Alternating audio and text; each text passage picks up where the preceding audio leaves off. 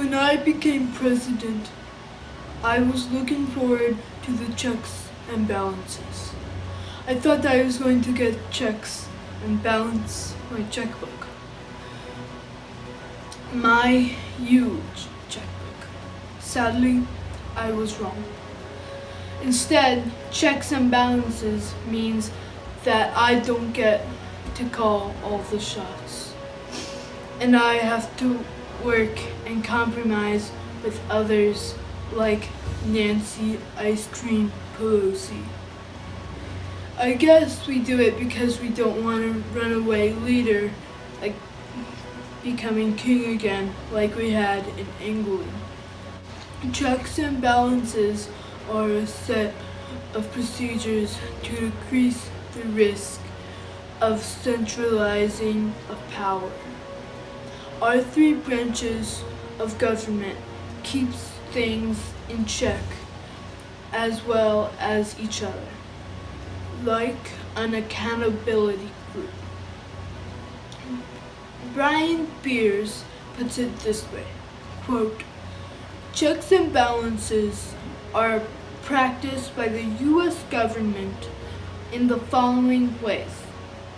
First, the legislative branch is part of the government that makes laws, but the executive branch gives veto power to the president, me, yours truly.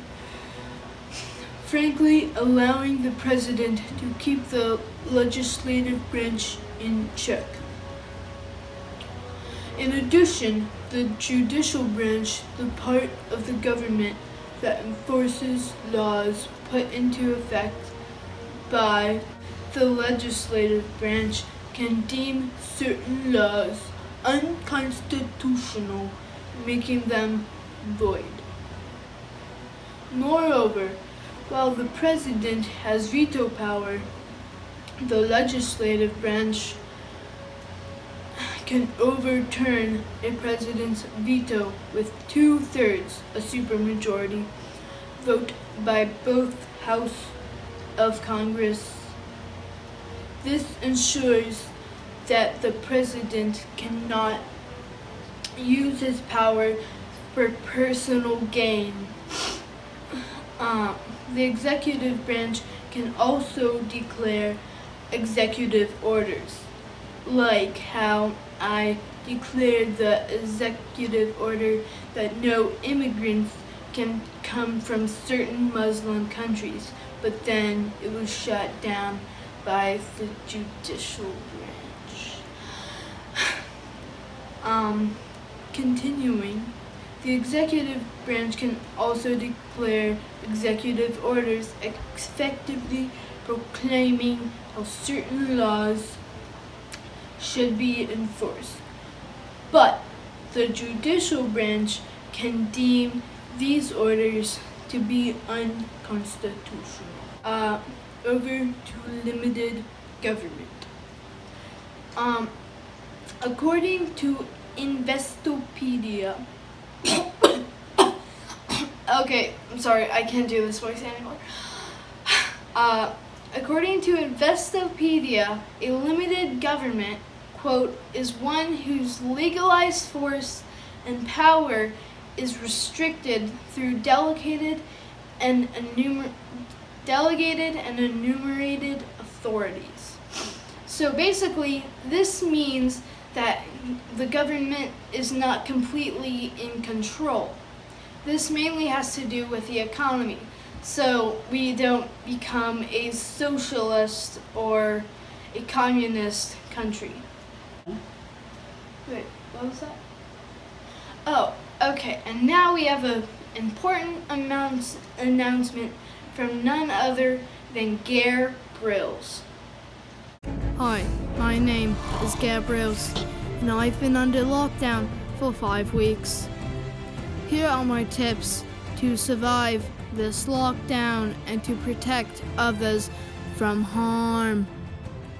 My first tip is wear the proper safety equipment so you don't get contaminated.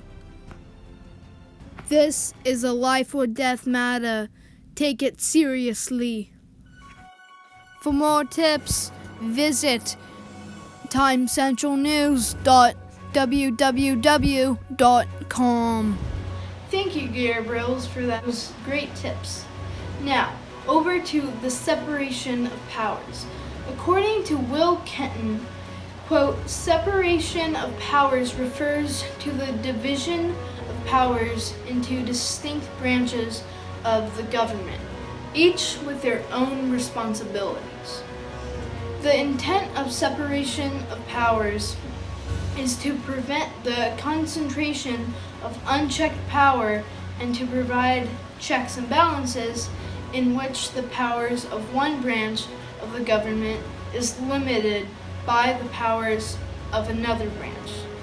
To prevent abuses of power.